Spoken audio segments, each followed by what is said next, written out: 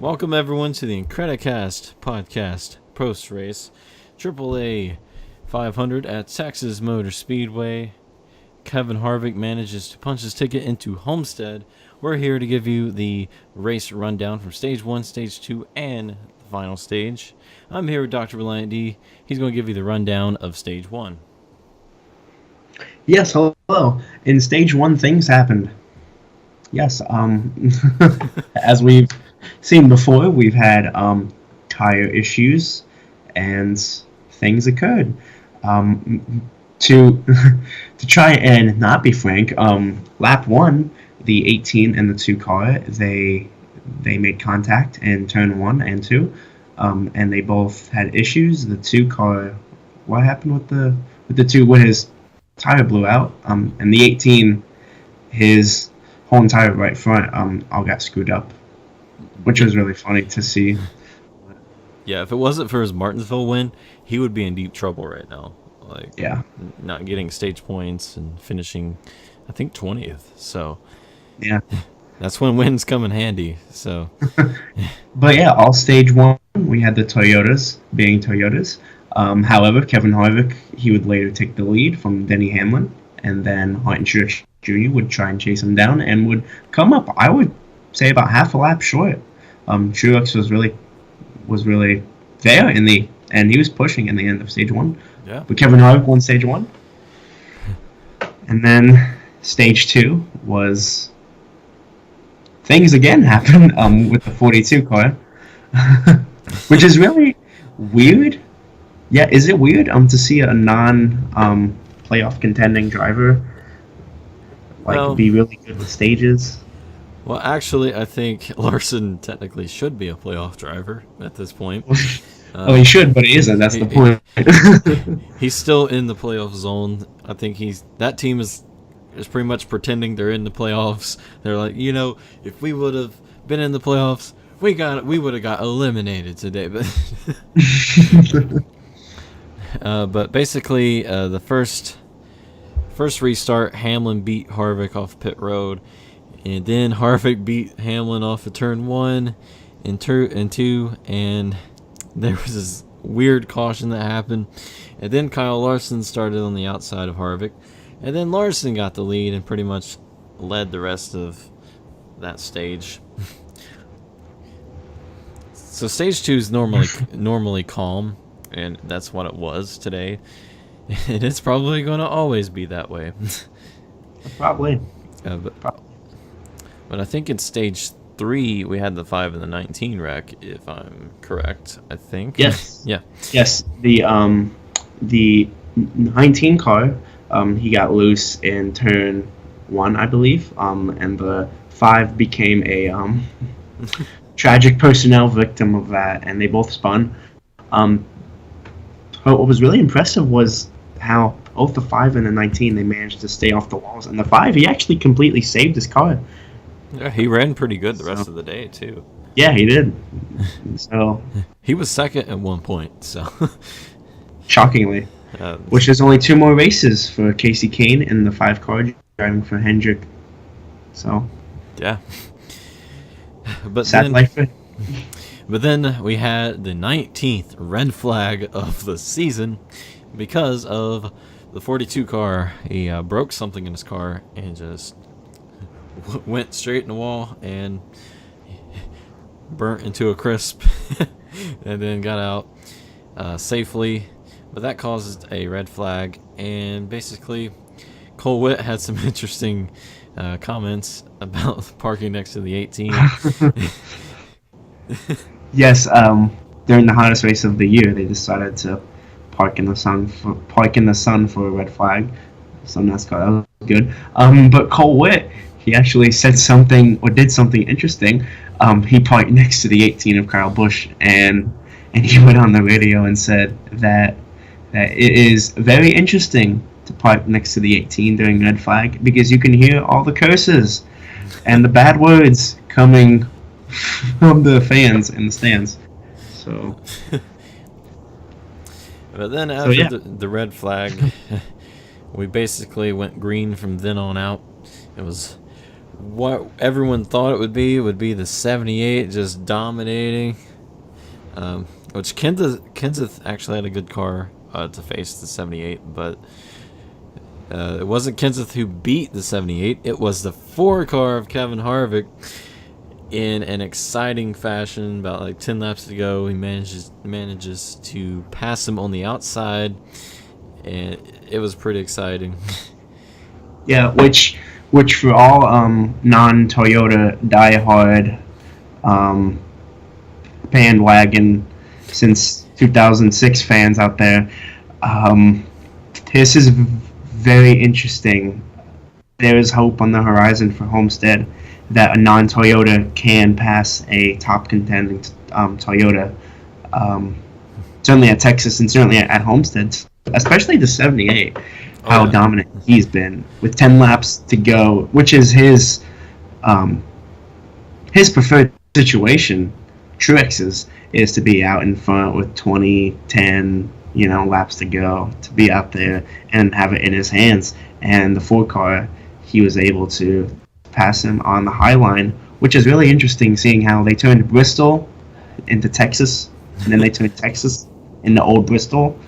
Yeah, that's pretty weird. Like, last year and the years previous to this race, it was crazy racing at Texas. You could go high, you could go low against the wall on the apron, but NASCAR decided to change it and turn the high groove into a parking lot. But that's okay. Not really. We can add that as a tally to the list of problems of NASCAR's new. Which an interesting thing for Harvick, that was his first win at Texas, which leads 2 more races for him to win them all. That would be Kentucky and Pocono, which he is very capable of doing that next year. Yeah. So be on the lookout for, everybody says Kyle Busch is going to be the first one to do that, but it could be Harvick. Oh, yeah. Very likely. Yeah. Could happen. But the 4 car, he won at Texas, and it's very possible that we could have 2 Fords and 2 Toyotas going to Homestead. Oh, yeah. Now, how to move on to the playoff implications? We have Martin Truex, who for the first time he was able to actually advance to a round and get guaranteed in the round by not having to win a race, which is crazy. And then Kyle Busch, he's behind him as he won at Martinsville. Kevin Harvick is behind him from Texas, his win. And then Brad Keselowski, who currently holds that last spot in the playoffs, he has a 19-point lead over Denny Hamlin, which is scary. Yeah, I would say it is going to be, as long as Brad does not crash, it's pretty much locked up,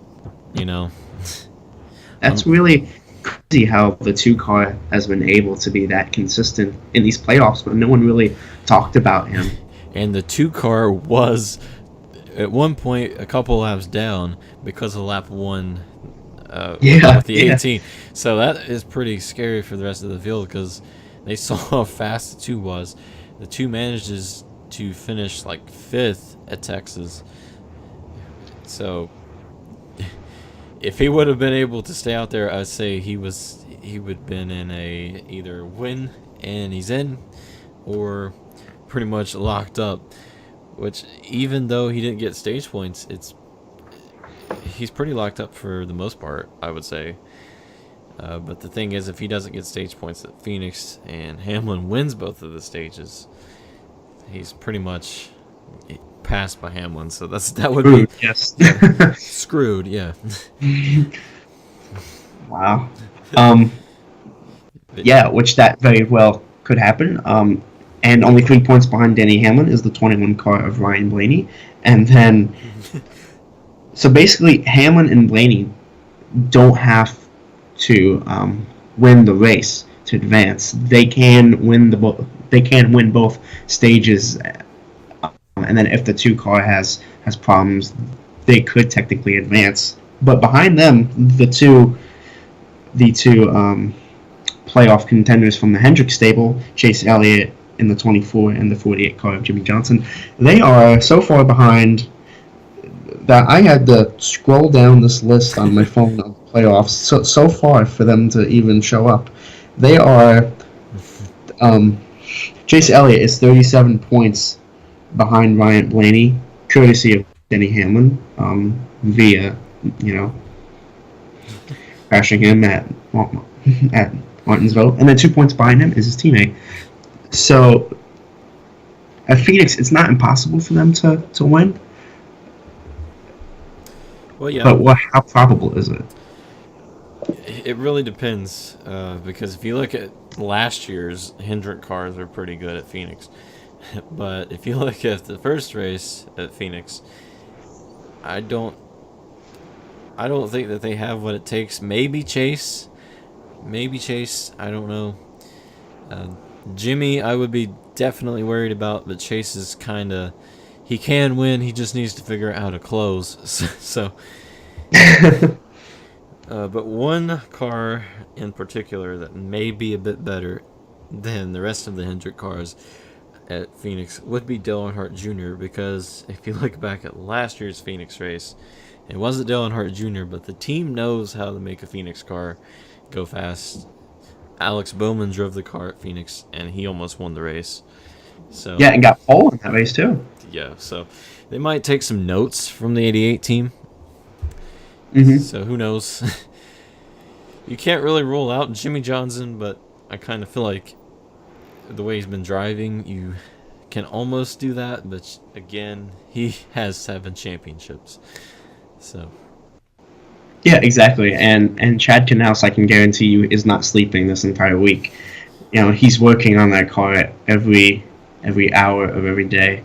And to go back on what you were saying about the 88 of Dale Jr., the only non-Chase /playoff / Brian Fance driver to win the Phoenix Fall race was Dale Jr. in 2015. yep. So you could see something from the 88. I mean, it would be cool, but you never know. Yeah. Well, who knows? This is Dale Jr.'s last start at Phoenix, where he's had some good history there. He has. Oh yeah. So yeah, it'll be very interesting to see how the West Coast sees him for the last time. So driving a race car, that is. He's retiring. He's not dying. Okay, I'm sure he's going to be in the West Coast again. Junior, just come back to the West Coast.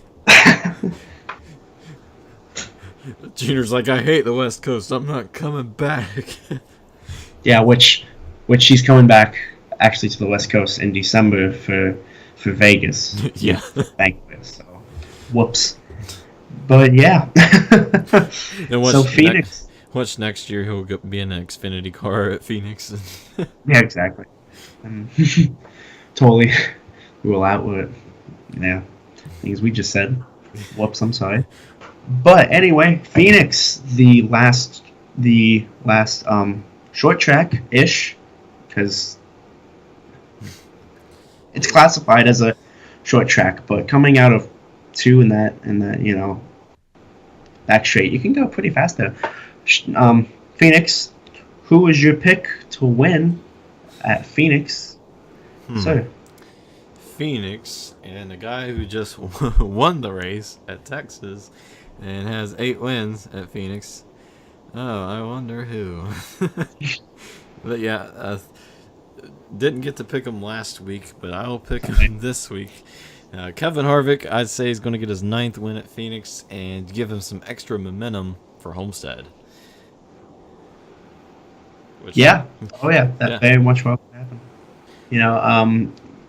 Harvick has the longest streak of winning at Phoenix. I believe he won from the last race there in 2013 all the way to the first race in 2015. So that is 4 races in a row at Phoenix he won. Wow. Which is crazy. Yeah. For me, I'm going to go out on a limb. Oh boy. And which we talked about the Hendrick cars not being very well at Phoenix, currently at least. But he's gone close. He's been very close so many times this year and last year. The 24 of Chase Elliott is who I'm picking to win at Phoenix. You chose him last week, and we swapped. and we keep choosing him, I believe, correct? Yeah, Chase, we keep choosing. You gotta win at one time. Because he's up there, he's competitive enough to win, but his lack of experience and the pressure, and then you just add on at the end of the race, it just doesn't, suit him well, and things don't turn out his way. But yeah. I think he pretty much gets too comfortable when he leads sometimes. So like he gets in his zone and needs to change his line. He doesn't. So yeah, I think if he were to change that, he would be winning all kinds of races. Yeah. Oh yeah, for sure. But some news regarding the rest of the season and next season and every season after that. We have Kenseth retiring. Yes, as NASCAR's corpse is starting to smell even worse. Who knew? Who knew? As a championship driver who's had great history, a two-time Daytona 500 champion, which I hate saying that. I don't know why NASCAR says Daytona 500 champion, but you're a winner. You're not a champion. Yeah. But yeah, he will be missed. He is a fantastic driver, champion. You can't take that away from him. 2003, 13. He actually in 2013 he had a great run. First year at Joe Gibbs Racing. He was so close to winning the title that year. Yeah, also, I believe Kenseth would actually be the last Winston Cup winning champion,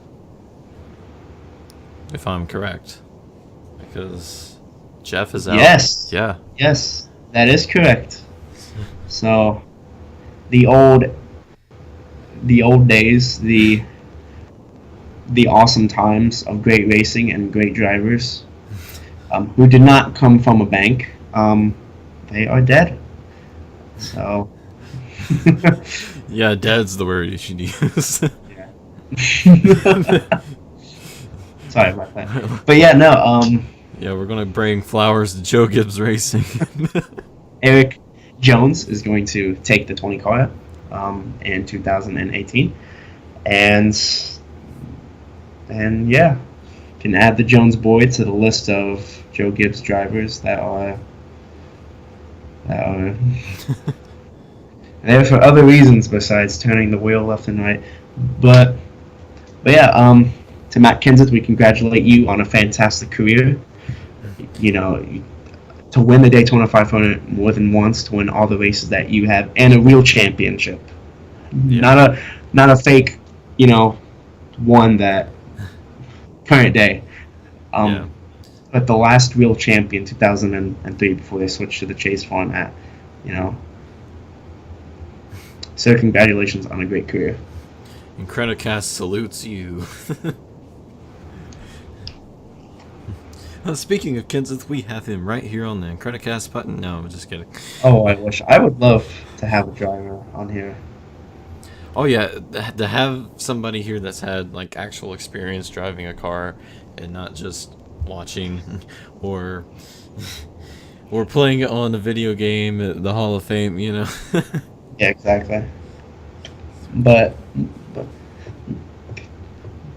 that's the goal, I believe, of this podcast, is to one day have a driver, whether it be, Cup, Xfinity / Nationwide / Busch, or Truck even on here, to have someone on here. But oh yeah, which we have good chances at Kyle Petty. Yeah. Yeah, who is now, I believe, an avid thumbnail personnel. So It's funny, like he went on Twitter again and he's like, "This one's even better this time." So, so he knows what Incredicast is. So we're there. We just need to get there a little bit better, and we can have Kyle Petty on there. We can have anybody at one point. Like, I don't think that this channel is. I don't think they have a goal of subscribers. I think it's really just impact.